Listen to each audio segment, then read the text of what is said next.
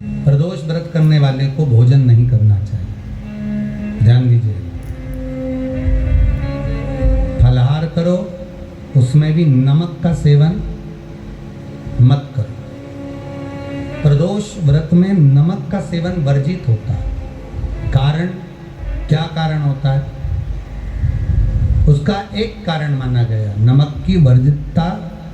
जिस समय पर एक नगर में एक ब्राह्मणी रहती थी, बहुत भाव से सुनिएगा, प्रदोष व्रत नमक को त्यागने का भाव।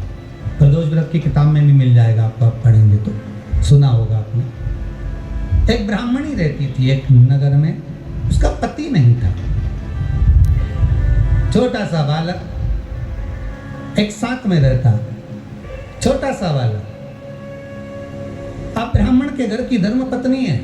ब्राह्मण कर्मकांड करने वाला, पूजन करने वाला, पाठ करने वाला, अनुष्ठान करने वाला, पूजन करने वाला, मंत्र जाप करने वाला, भगवत भक्ति में डूबने वाला। ब्राह्मण तो चले गया, ब्राह्मणी बच्चे के साथ रह रही। क्या करे वो?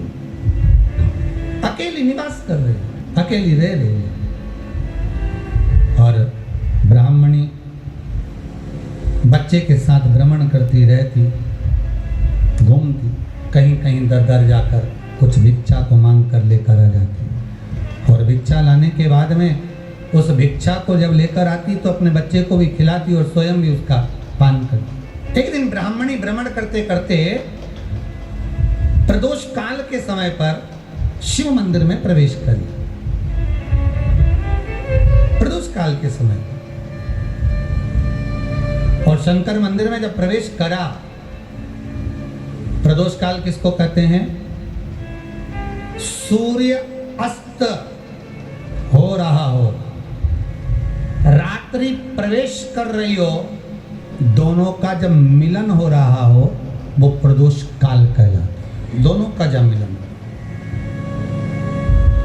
सूर्यास्त हो रहा, रात्रि अपना चरण बढ़ाने के लिए आगे बढ़ रही हो और दोनों का जब मिलन हो रहा है, वो प्रदोष काल है, वो प्रदोष का समय है। ब्राह्मणी मंदिर में प्रवेश कर रही। जब ब्राह्मणी मंदिर में प्रवेश करी, मंदिर के अंदर पहुंची, प्रदोष काल का समय था, प्रदोष का समय चल रहा था। और प्रदोष काल के उस समय में, प्रदोष काल के उस समय में जब ब्राह्मणी ने देखा कि कोई भगवान की भक्ति में लगा हुआ है, भगवान के रस तत्व में डूबा हुआ है।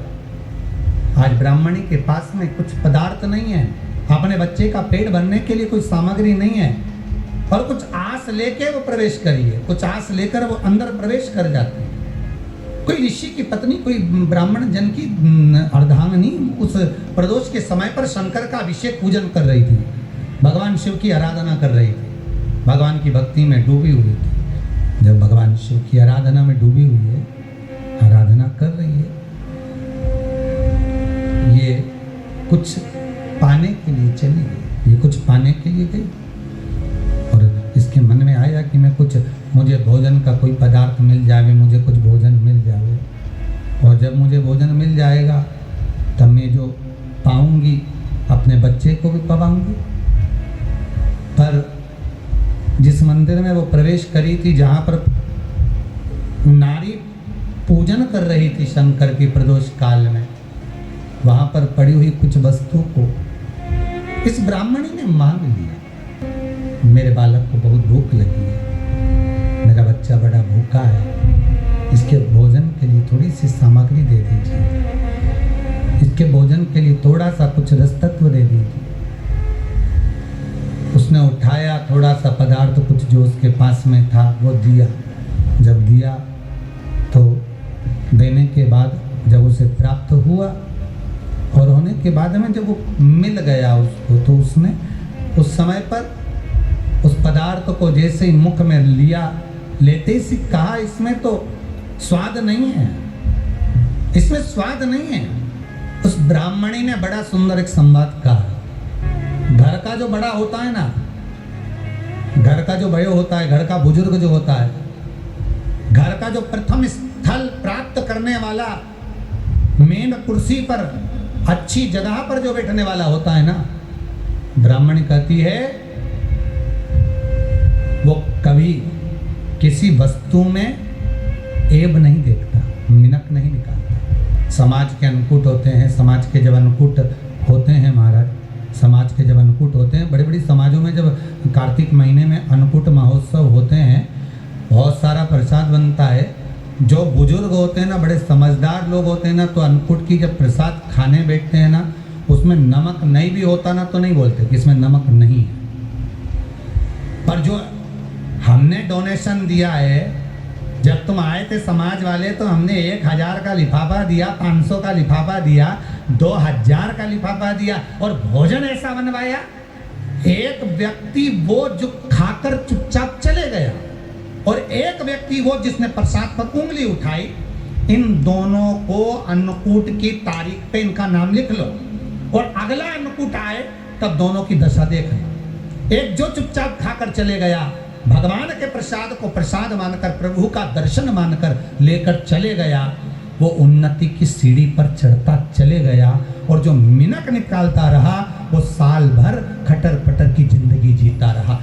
भगवान के प्रसाद में कभी भी ध्यान रखिएगा, भगवान के प्रसाद के अंतर्गत स्वाद की कोई मूलता नहीं होती। भगवान का प्रसाद स्वयं स्वाद है। भगवान के प्रसाद में नमक नहीं देखना, मिर्ची नहीं देखना, भगवान के प्रसाद में शक्कर नहीं देखना, भगवान के प्रसाद में कुछ ये नहीं देखना कि कितना माल डला, कितना घी, कितना बादाम, कितना काजू, कितना इलायची डला। हाँ, यहाँ तक शास्त्र कहता है कि भगवान का प्रसाद अगर बन रहा है तो उसकी सुगंध भी नहीं ली जाती है महाराज। यहाँ तक शास्त्र कहता है। जब तक भगवान उसको पानी ले तब तक उसका सुगंध भी नहीं ली। और कई कई जगह तो भगवान को प्रसाद अगर सूखा सामान हाथ में आ गया, इलायची कैसी है, मंदिर के अंदर जाने वाली है भगवान को डलने के लिए, लाओ जरा किसकी दुकान से आई इलायची बताओ, इलायची तो 25 बार सूंघा, हाँ हाँ अच्छी है, अब सूंघ लिया तो भगवान इसको स्वीकार करेगा क्या? अरे जम के तो बोलो। एक फूल तुमने बगीचे से तोड़ा और सोचा इसमें पहले मैं सूंघ लेती हूँ, इसमें स्वाद है कि नहीं, इस फूल में गंध है कि नहीं, इसमें सुगंध है कि नहीं, और फूल सूंघ लिया, उसके बाद तुम भगवान को देखो, भगवान स्वीकार करेगा नहीं।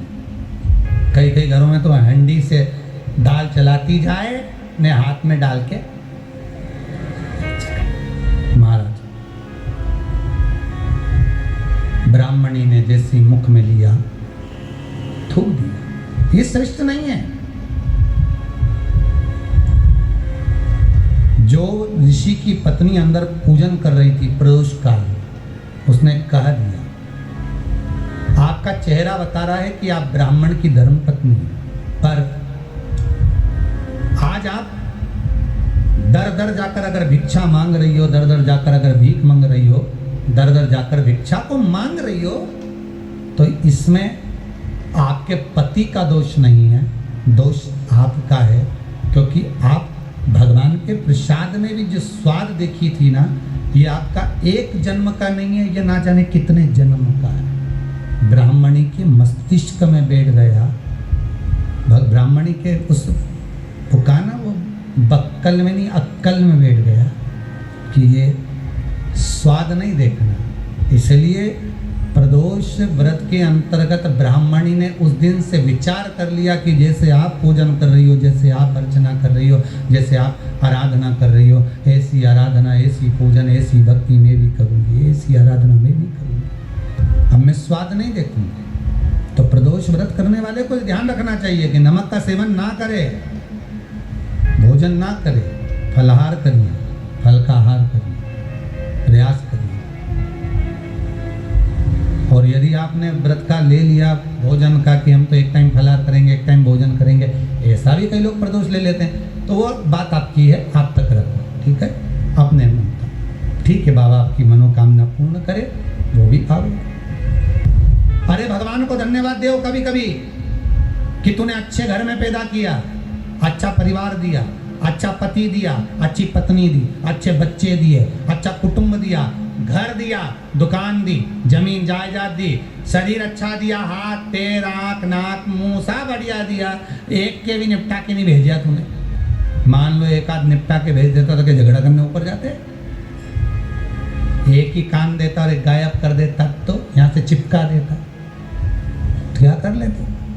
हाथ एक देता और एक गायब कर देता। तो क्या झगड़ा करने जाते हो ऊपर कि मुझे ऐसा शरीर दिया? नहीं, भगवान को धन्यवाद देना कि मुझे अच्छे घर में पैदा करा, कटोरा लेके वहाँ चौराहे पे नहीं बिठाया। तूने अच्छा घर दिया, 2 समय की रोटी दे रहा है, खूब जोरदार शरीर दिया, भजन करने का मुहूर्त दिया, और बचा कुचा था तो ये सियोर वाला महाराज दे दिया, कथा सुनाने वाला।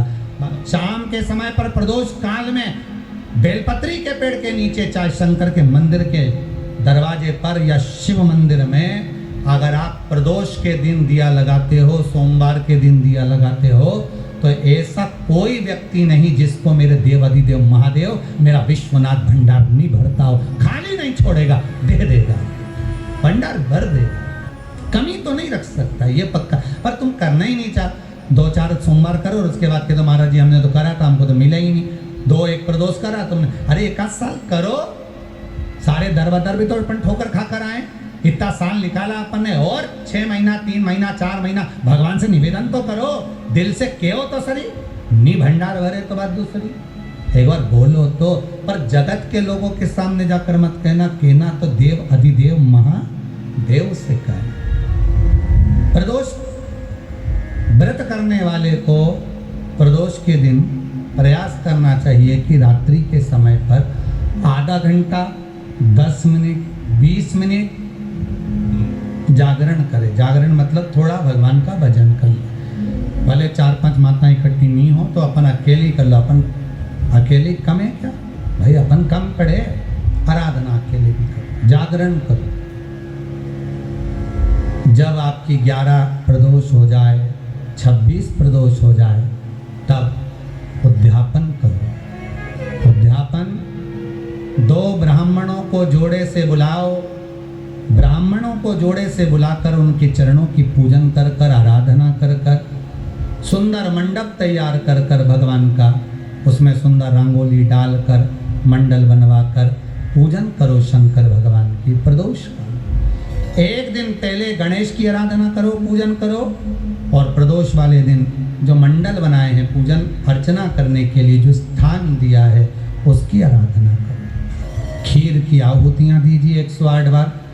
जो ब्राह्मण आए उनके माध्यम से मंत्रों द्वारा पूजन कराकर खीर की आहुतियाँ दीजिए, शिव नाम महाराज। फिर ब्राह्मणों को जोड़े से भोजन कराकर, चरणों को नमन कर कर, दक्षिणा प्रदान कर कर, निवेदन कर कर ब्राह्मणों से कहें, हे ब्राह्मण देवता, आप हमें आशीर्वाद प्रदान करें कि जिस प्रदोष का हमने व्रत किया है उस व्रत का पुण्य फल हमें प्राप्त हो। ऐसा ब्राह्मण चरण को नमन कर कर, प्रणाम कर कर उनसे अपने मस्तक पर अक्षत छुड़वाएं। फिर नमन कर कर, भोजन कराकर विदा करें। शाम को भगवान का जागरण करें। ऐसे प्रदोष व्रत का उद्यापन कर अपने जीवन को सार्थक बनाएं। ऐसा सुंदर प्रदोष व्रत का व्याख्यान वर्णन स्कंद पुराण में करा गया। वही स्कंद पुराण का प्रदोष व्रत का वर्णन आपको शिव महापुराण के इस सुंदर संवाद में किया गया।